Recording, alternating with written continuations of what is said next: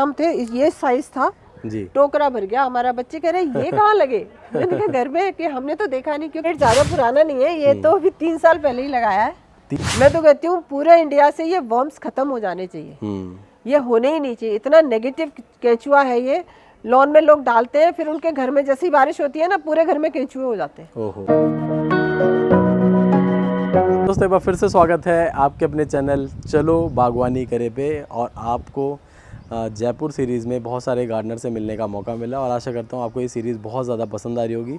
अब हम आ चुके हैं दोस्तों, आज हमारा वैसे लास्ट डे है, तो आज हमें 2 शूट करने हैं। तो सुबह सुबह आज हम आ चुके हैं नीता उपाध्याय जी के पास। नमस्कार मैम। नमस्ते, कैसे हैं? बहुत बढ़िया मैम, काफ़ी अच्छा लगा मैम से मिलके और काफ़ी सुंदर आपकी बगिया है।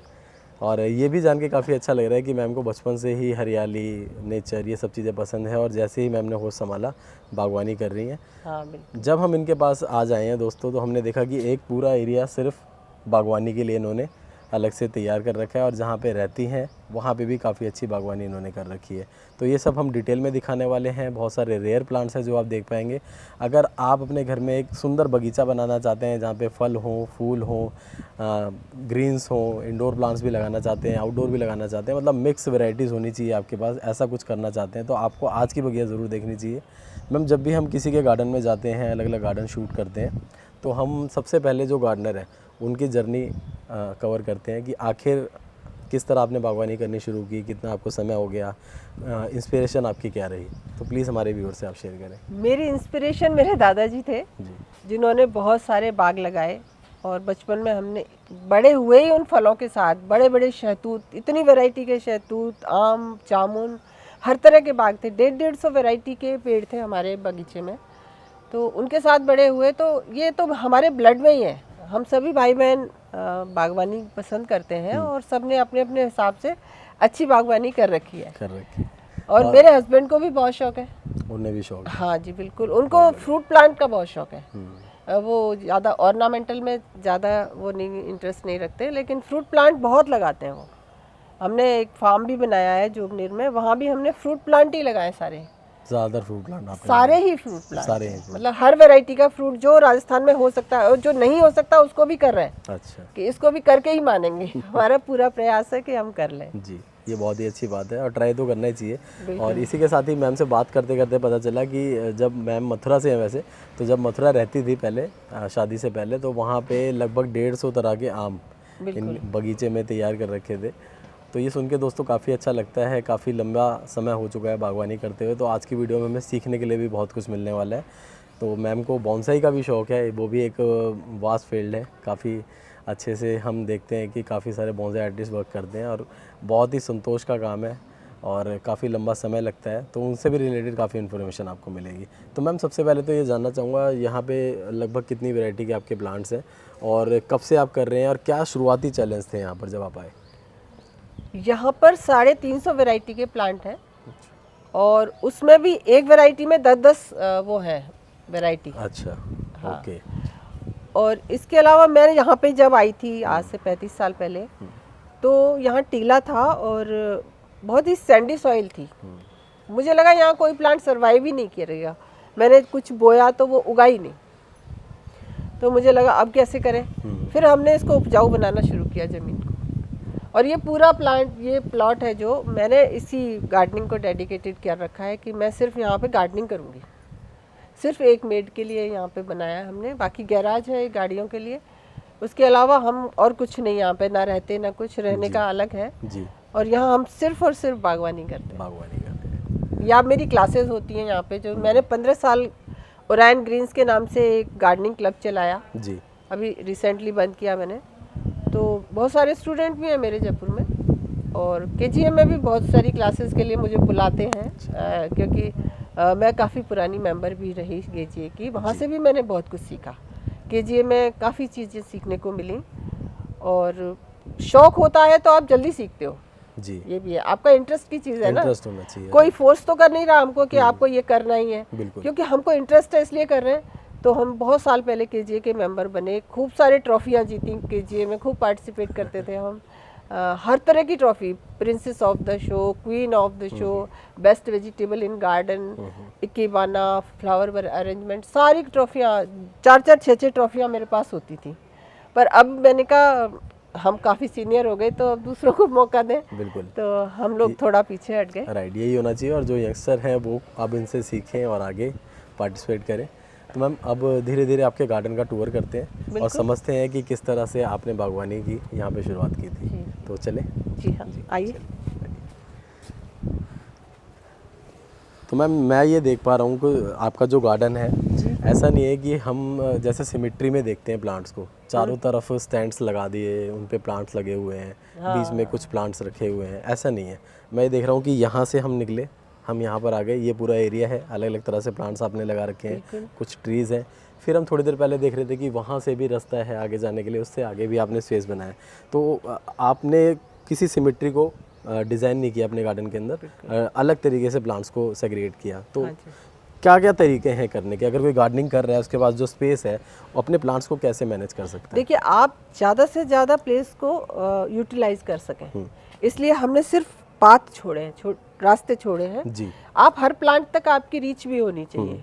या हमने बस ऐसा तो है नहीं डिज़ाइन, क्योंकि पूरा प्लॉट हमारा प्लांट्स के लिए है, राइट, तो हम ऐसे लाइन से रख दें और फिर बस रास्ता हो, ऐसा नहीं है। हर जगह से आप एंट्री ले सकते हो, यहाँ से जाएंगे उधर चले जाएंगे। ये पहले मैंने जैन गार्डन की तरह डिज़ाइन किया था, उसी वही डिज़ाइन है ना। अब दूसरी चीज़ ये है कि हमें क्लस्टर भी बनाना था, जिससे गर्मी सर्दी से प्लांट को कम असर हो जी।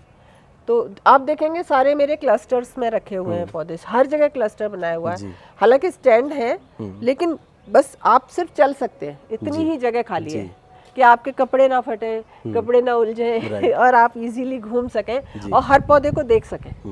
और मैं यही पॉइंट ऐड करने वाला था कि क्लस्टर में भले ही प्लांट्स रखे हैं, लेकिन एक एक प्लांट की विजिबिलिटी है, आप एक एक प्लांट को बहुत अच्छे से देख सकते हैं। और इसी के साथ ही क्योंकि बागवानी करनी है, हो सकता है हमें किसी प्लांट की प्रूनिंग करनी हो, किसी प्लांट को बाहर निकाल के कुछ काम करना हो, तो वो सब काम भी इजीली आप कर सकते हो। नहीं, आप यहाँ से ही प्रूनिंग भी कर सकते हैं जी। आप ये जो आपके इस लेवल पे जितने भी प्लांट हैं, आप यहीं खड़े होकर भी इनकी प्रूनिंग कर सकते हो, ये भी है। लेकिन अगर आप चाहते हो कि आप आराम से बैठ के करो, तो एक उठा के ले जाओ जी। बाई चांस रिपोर्टिंग करनी है, सॉइल चेंज करनी है, तो हम इजीली मतलब प्लांट को उठा सकते हैं, ले जा सकते हैं। मैं खुद ही करती हूँ रिपोर्टिंग और प्रूनिंग, माली से सिर्फ हेल्प लेती हूँ।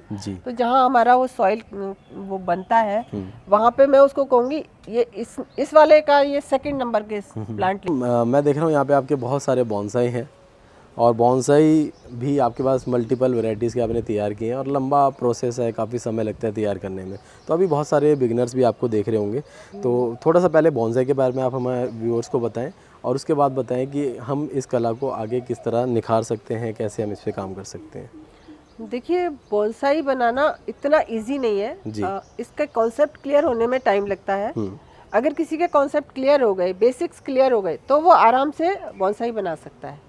लेकिन सबसे ज़रूरी है कि उसके कॉन्सेप्ट क्लियर हो, है ना। लोग सोचते हैं छोटा सा पौधा हमने किसी में लगा दिया छोटे पॉट में तो वो बॉन्साई हो गया, ऐसा नहीं होता। बॉन्साई की एज होती है, जैसे कि आप इसमें देख रहे होंगे कि अगर कोई भी वृक्ष जैसा जो लुक देगा, प्लांट पौधा नहीं, इसीलिए वृक्ष बोलते हैं ना बॉन्साई को, तो वृक्ष जैसा जो लुक देगा वही बॉन्साई होता है। तो और ट्रेस वगैरह भी खूब सारी हैं, आप उधर देखेंगे। मेरे को फॉरेस्ट बनाने का बहुत शौक है कि एक ही ट्रे में हमने 20, 25, 30, 35 पौधे लगा दिए इस तरह से जी। तो कॉन्सेप्ट क्या है मैम, जैसे फॉरेस्ट बनाने का मिनिमम कितने प्लांट्स रहते हैं, मैक्सिमम कितने प्लांट्स हम उसमें लगा सकते हैं? देखिए, वो डिपेंड करता है आपकी ट्रे साइज़ क्या है जी।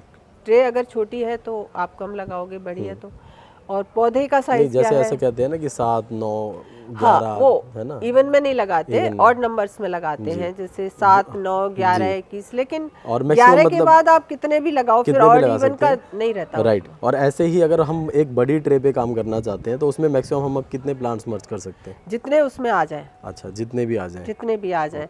अगर प्लांट की निबारी बड़ी है, प्लांट का ट्रंक मोटा है, तो कम आएंगे जी। और अगर प्लांट पतले वाले हैं, जैसे मैंने जंगल जलेबी खुद ही उगाई घर पे ही, और मेरे यहाँ पे बहुत बड़ी जंगल जलेबी थी, उसके बीज गिर गए और बहुत सारे पौधे उग गए, तो मैंने सब फॉरेस्ट बना दिया उनका। तो देखना अनकाउंटेबल हैं, बहुत सारे हैं जी। तो वो भी हम आपको दिखाएंगे। और कौन कौन सी वैरायटी है, एक बार बताएंगे आप, कब कौन सा तैयार किया? ये डिफरेंट के फाइकस हैं, ये सारे फाइकस हैं जी। ये ये वाला कौन सा फाइकस है? ये ग्रीन आइसलैंड, ग्रीन आइसलैंड हो गया। जी। न्यूडा है, न्यूडा। हाँ इसको टाइगर बार्क भी बोलते हैं। ये देखिए ना, ये बहुत अच्छा, मतलब अच्छा प्लांट माना जाता है बॉन्साई के लिए, जी। है ना। और ये ग्रीन आइसलैंड भी बहुत अच्छा है। और ये है, ये लॉन्ग आइसलैंड है जी। ये भी बहुत अच्छा है बॉन्साई के लिए। और ये तो अभी बॉन्साई बना नहीं है, इस पे बहुत काम होना बाकी है। थोड़ा सा इसके बारे में बीच में बताएं हम। देखिए हम क्या है, केमिकल यूज़ नहीं करते हैं, है ना। तो ये इस तरह के कीट हमारे गार्डन में आ जाते हैं। अच्छा, आपके यहाँ पे मारते नहीं है। आप शुरू से ही केमिकल यूज़ नहीं कर रहे हैं? नहीं, हम कभी केमिकल यूज़ नहीं करते। अच्छा। हम हमेशा बायो एंजाइम्स वगैरह यूज़ करते हैं, या जो देसी खाद या इस तरह का। और तो हम कीड़ों को मारते नहीं है। ये हमें क्या नुकसान पहुंचाएगा, 2-4 पत्ते खाएगा, राइट राइट, फिर ये अपनी नेक्स्ट उसमें चला जाएगा, जो भी इसकी पोजीशन होगी ना। तो ये मैं छोटा सा लाई थी, अगेव है। और अब ये बहुत सारे हो गए मेरे पास। इतना सा प्लांट लाई थी मैं, छोटा सा। और अब ये सालों पुराने हैं, 10 साल तो हो ही गए इनको जी। ये 10 साल से भी ज़्यादा पुराने हैं। इनको विक्टोरिया अगेव बोलते हैं। जी मैम, जैसे बॉन्साई है या फिर अगावे हो गया, कैक्टस भी है आपके पास? हाँ, कैक्टस। ओके, तो इनका जो सॉइल मिक्स है लगभग सबका सेम ही रहता है? देखिए हमारे जयपुर की जो मिट्टी है ना, वो सैंडी सॉइल है, तो इसमें मुझे नहीं लगता कि अलग से सैंड मिलानी चाहिए। अच्छा। लेकिन हाँ, आप कोयले का चूरा वगैरह आप मिला सकते हो, और थोड़ी सी खाद मिला दो। अगर सैंड मिलाओ तो ठीक है, वो वेल ड्रेन सॉइल है हमारी जयपुर की। ऐसा नहीं है कि काली या चिकनी मिट्टी है कि उसमें रूट बाउंड हो जाएंगे, ऐसा तो कुछ है नहीं। तो मैं तो बहुत कम बजरी मिलाती हूँ, बहुत कम।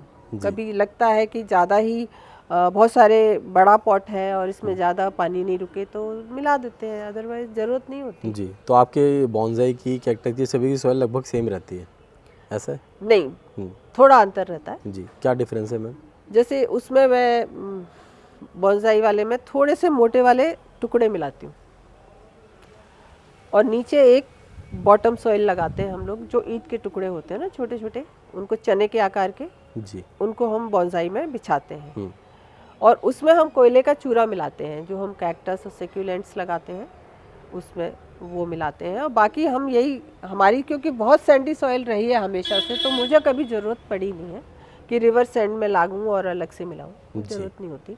लेकिन अगर आपकी काली मिट्टी है, लाल मिट्टी है, तो आपको मिलानी पड़ेगी 25%, वो ज़रूरी होता है, क्योंकि वेल ड्रेन बनाना है, सॉइल को सॉफ्ट बनाना है। जी।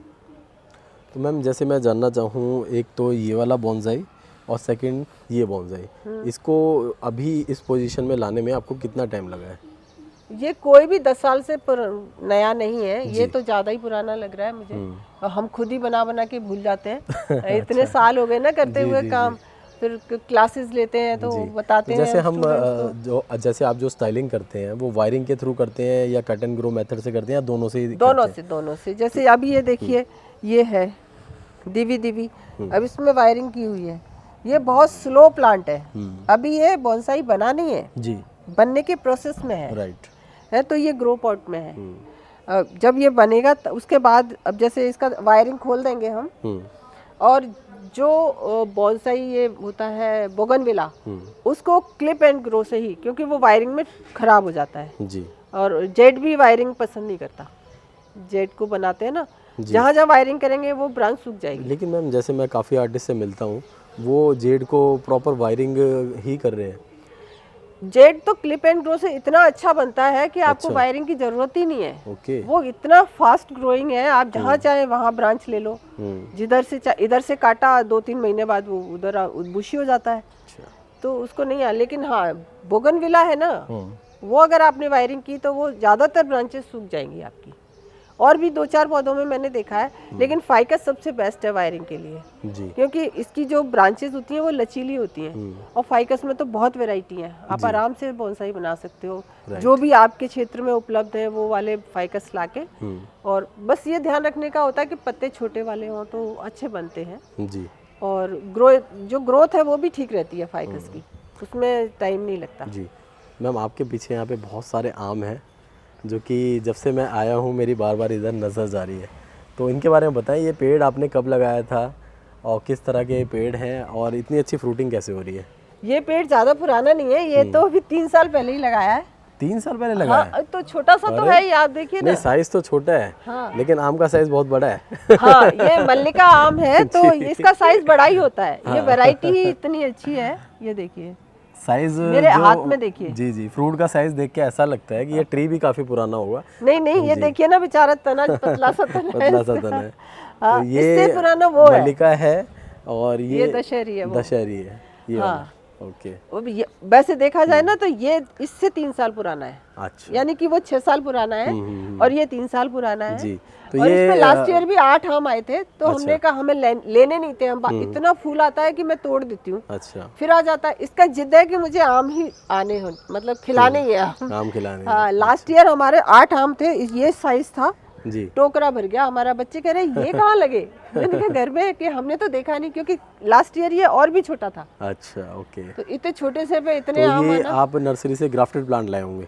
हाँ, ये ग्राफ्टेड ही होते हैं सब। तो बीजू पे तो नहीं आएगा ना इतनी जल्दी। ग्राफ्टेड प्लांट आपने लाके लगाया और उसके बाद आपको ये रिजल्ट मिल रहे हैं। और मुझे लगता है कि ज़मीन का भी इसमें काफ़ी रीज़न है कि ज़मीन की वजह से जड़ें जल्दी ग्रोथ करी हैं, उसकी वजह से फ्रूटिंग अच्छी हो रही है। हम क्या ट्रीटमेंट करते हैं ना हर साल दिसंबर में इसका। किस तरह का ट्रीटमेंट होता है मैम? इसमें खाद डलती है बहुत सारी।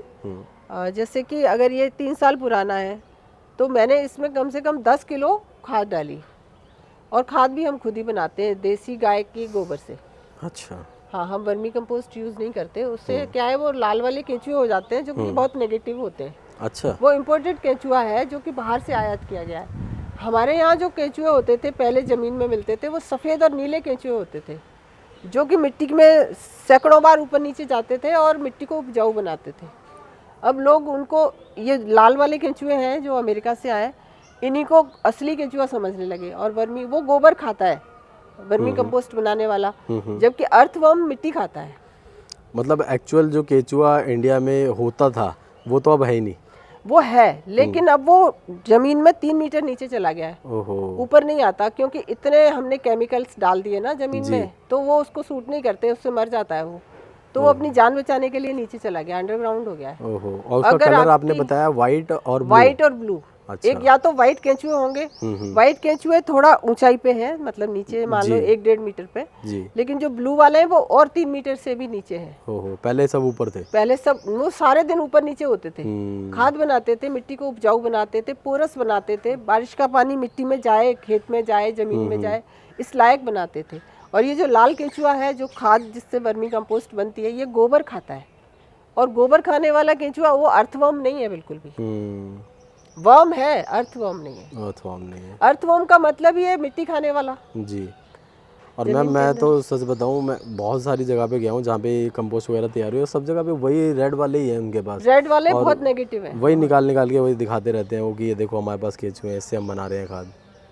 वो बहुत नेगेटिव है। वो हमारे देश की कुछ ऐसी नीतियां रही हैं जिनकी वजह से उसको आयात किया गया। पहले तो यूरिया ले आए अपने खेत में, अपने यहाँ हम बाय डिफॉल्ट 60 से पहले हम बाय डिफॉल्ट ही पूरा इंडिया ऑर्गेनिक था। उसके बाद ये यूरिया आया। जब हम बहुत छोटे बच्चे थे, जब पहली बार यूरिया देखा था हमने, तभी आया था। और फिर खेत खेत में यूरिया पहुंच गया। मेरे ताऊ जी वीडियो थे, वो बहुत प्रमोशन करते थे इसका, यूरिया का उस समय, क्योंकि गवर्नमेंट ने कहा होगा उनको करने के लिए। बिल्कुल मैम, है ना। और फिर जब पूरी जमीनें बंजर हो गई तो फिर वर्मी कंपोस्ट भी बाहर से आया, ये कॉन्सेप्ट कि केंचुआ लाओ, इतने रुपए किलो मिलेगा, उसको डालो गोबर में, वो खाएगा वो गोबर को और उसकी कंपोस्ट बनाएगा। तो इस तरह से वर्मी कंपोस्ट का आगमन हुआ हमारे देश में।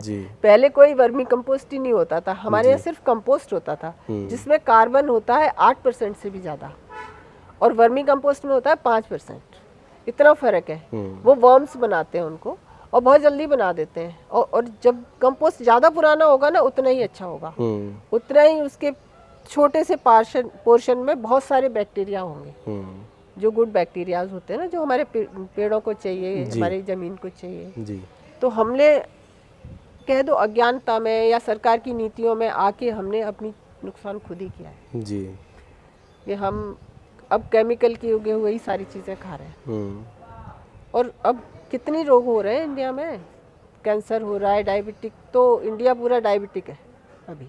ये आप बिल्कुल ठीक कह रहे हैं। मतलब मैं इतने लोगों से मिल रहा हूँ, ज़्यादातर घरों में लोगों को शुगर की प्रॉब्लम ना? है। जी। तो ये इसीलिए है क्योंकि हम केमिकल ही खा रहे हैं। हम्म। दूध में भी यूरिया है। हाँ हाँ मैम, सभी में। क्योंकि वो जो चारा खा रहा है जानवर, उस अगर यूरिया ज़मीन, से उगाया हुआ हाँ, खा रहा है। ज़मीन में आ गया तो अब तो सब जगह सब होना जगह आ है, सब जगह होना है। बिल्कुल ठीक कह रहे हैं। तो इससे बचने की ज़रूरत है। लेकिन अभी तक तो ऐसा लग रहा था कि शायद जो कंपोस्ट वगैरह तैयार हो रही है और किसान भी आजकल यूज़ कर रहे हैं तो वो बहुत अच्छा है। लेकिन आज आपने उसका भी बताया कि एक्चुअल तो कंपोस्ट वो भी नहीं है।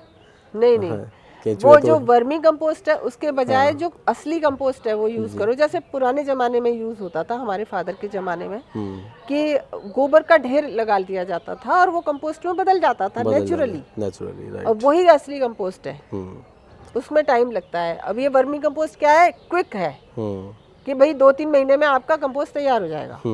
ये क्विक तरीका हो गया ना। जबकि वो तरीका था कि वो एकदम जो एक परंपरागत तरीका था, और उसमें जो कंपोस्ट में कार्बन और दूसरे भी न्यूट्रिएंट्स होते थे वो बहुत अच्छे होते थे। जी। तो मैम जैसे आप तो अभी ज़मीन में आपके पौधे भी हैं, कुछ कुछ गमलों में भी हैं ना, लेकिन हमारे जो व्यूअर्स हैं उनके मैक्सिमम पौधे गमलों में हैं और उनको कंपोस्टिंग की ज़रूरत होती है। और सभी लोग किचन गार्डन की तरह अपने पास कंपोस्ट तैयार नहीं कर रहे हैं, है ना, मार्केट से भी लेकर आते हैं। लेकिन आप क्या राय देंगे, कैसे वो घर के अंदर ऐसा कुछ करें कि इस टाइप की कंपोस्ट को यूज़ ना करना पड़े और एक अच्छा खाद उनको मिल पाए? देखिए, खाद आराम से बनता है घर में। आपके पास या तो कंपोस्टर आते हैं आजकल, ऐसे फ्लैट में रहते हैं आप, तो एक कंपोस्टर खरीद लीजिए और उसमें आप घर का सारा जो गीला कचरा है, गीला कचरा मतलब जो फलों के छिलके हैं, सब्जियों के छिलके हैं या बचा हुआ खाना है, वो डालते रहिए। वो बहुत जल्दी कंपोस्ट बनता है वो कंपोस्टर में। और जो लिक्विड निकलता है वो भी आप पौधों में डालिए। और उसमें हमें केचुआ भी नहीं डालना पड़ेगा? नहीं, केचुआ नहीं डालना, बिल्कुल नहीं डालना। आप उसमें बस अपने गमले की थोड़ी सी मिट्टी डाल सकते हैं, वो भी 1 मुट्ठी, बहुत ज़्यादा नहीं जी। और पत्ते सूखे जो भी आपके गमले में से निकल रहे हैं वो उसमें डाल दीजिए। वो ब्राउन मैटर का काम करता है और बहुत जल्दी कार्बन में कन्वर्ट होता है, वो बहुत जल्दी डिकम्पोज होता है। और कोई ऐसा नहीं है कि बदबू आए। मैंने बहुत सारी सेशंस लिए हैं इस तरह के कंपोस्ट बनाने के जी। और मटके में बना लो, अगर कुछ नहीं है तो पुराना मटका है उसमें डालो, तो वो भरता नहीं आसानी से। कई बहुत दिन लगते हैं उसको भरने में जी। बार बार नीचे नीचे होता चला जाता है वो, और बहुत सारी चीज़ें आ जाती हैं। पेपर डाल दो, गत्ता डाल दो, उससे और भी जल्दी वो एक्टिव हो जाता है। थोड़ा बहुत छाछ डाल सकते हो उसमें, और जल्दी बनेगा। कुछ लोग गुड़ के लिए भी कहते हैं, गुड़ हाँ, गुड़ इसलिए कि गन्ने से बहुत अच्छा बनता है, मिठास आ जाती है ना, मिठास आ जाती है। हाँ, तो गुड़ का बहुत ज़्यादा गुड़ नहीं डालना होता, इतना सा गुड़ डालो बस, पानी में घोल के छिड़क दिया उसमें जी। कभी छाछ थोड़ी सी डाल दी, ऐसे नहीं है बहुत भर भर के डालना है, गीला। अच्छा मैम, लोग ये सब जो प्रोसेस है ना, ये लोग सुनते हैं, लोगों को अच्छा तो लगता है, लेकिन करते इसलिए नहीं है। कई लोग ऐसा कहते हैं मुझसे कि भैया बदबू आएगी घर के अंदर, ये वो, ऐसा लोग। आप सही तरीके से करिए, उसमें बिल्कुल बदबू नहीं आएगी, है ना। कहते हैं ना कि बदबू की वजह से हम नहीं करना चाहते। मैंने फ्लैटों में बनवा दिया है, लोग बना रहे हैं, पर उसको हाँ धूप में नहीं रखना, जहाँ पे थोड़ा सेमी शेड टाइप हो, तेज धूप ना लगे, वहाँ पे बनाइए, ढक के रखिए उसको, घड़े को। और कंपोस्टर में तो वैसे ही बदबू नहीं आती है आजकल, उसमें नीचे टैप भी लगा होता है कंपोस्टर में। जो टैप है मैम, वहाँ से जो लिक्विड मिल रहा है उसके भी काफी बेनिफिट्स हैं। वो पानी में आप डाइल्यूट करो और पौधों को पिलाओ, बहुत बहुत ज्यादा अच्छा है वो जी उसमें। और कितने मिनरल्स होते हैं उसमें जो आपको वर्मी कंपोस्ट में नहीं मिलेंगे। राइट। तो मैम ये जो कंपोस्ट तैयार करनी है, ये कितने कितने समय पे अपने पौधों में डालनी है, और जो लिक्विड तैयार होगा वो कितना डाइल्यूट करके कब कब डालना है? 1/10 कर दीजिए उसको। जैसे 1 बाल्टी है तो उसमें 1 मग्गा वो लिक्विड डालिए और 10 मग्गे पानी जी, और पिला दीजिए पौधों को। बहुत अच्छा एक लिक्विड वो है, वो पोषण है उनके लिए, पौधों के लिए। बहुत ही बढ़िया। और जो खाद आप कह रहे हो ना, मैं जो बता रही हूँ घर के कचरे से जो बनती है जी, वो आपको क्वांटिटी भी कम डालनी पड़ेगी पौधे में। अच्छा। आपको बहुत ज़्यादा, जैसे वर्मी कंपोस्ट हम बहुत ज़्यादा डालते हैं, 25% तक डाल देते हैं, 30% भी डाल देते हैं, लेकिन वो आप 1 गमले में 1 मुट्ठी डालिए और देखिए चमत्कार, बहुत अच्छा काम करेगी। मैं तो कहती हूँ पूरे इंडिया से ये वर्म्स खत्म हो जाने चाहिए, ये होने ही नहीं चाहिए। इतना नेगेटिव केंचुआ है ये। लॉन में लोग डालते हैं, फिर उनके घर में जैसी बारिश होती है ना, पूरे घर में केंचुए हो जाते हैं। ओहो, लोग परेशान है, फिर मारते हैं दवाइयाँ डाल डाल के। क्यों करना है ये सब? जितना फायदा नहीं है उससे ज्यादा नुकसान हो रहा है, उससे ज्यादा नुकसान। ठीक। इसके बीच में अंडे हैं इसके। ओहो यहीं अच्छा। पे। हाँ, उसी की करामात है ये सब। तो इसको मैसेजिंग के लिए यूज़ किया जाता था पहले। आप कुछ भी लिखिए वो साफ दिखेगा, पढ़ सकता है कोई भी। एयर पोटैटो की बेल है। Air potato. हाँ, इसमें हवा में हवाई आलू बोलते हैं इसको। अरे वाह। यही आलू लटक जाएंगे सीजन में इसमें। अब ये मल्च का काम कर रही है, ये गर्मी से बचा रही है पौधे को। ये जो कैनोपी होती है ना प्लांट की, वहां तक जड़ें होती हैं। बरसात के बाद ये जब बहुत लंबा हो जाएगा तो इसके सीड्स इसी में गिर जाएंगे। इसी में। ये अपने आप ही सकर्स निकलते हैं इसके। जी। ये मैंने एक ही लगाया था, यहाँ पूरा जंगल बन गया है।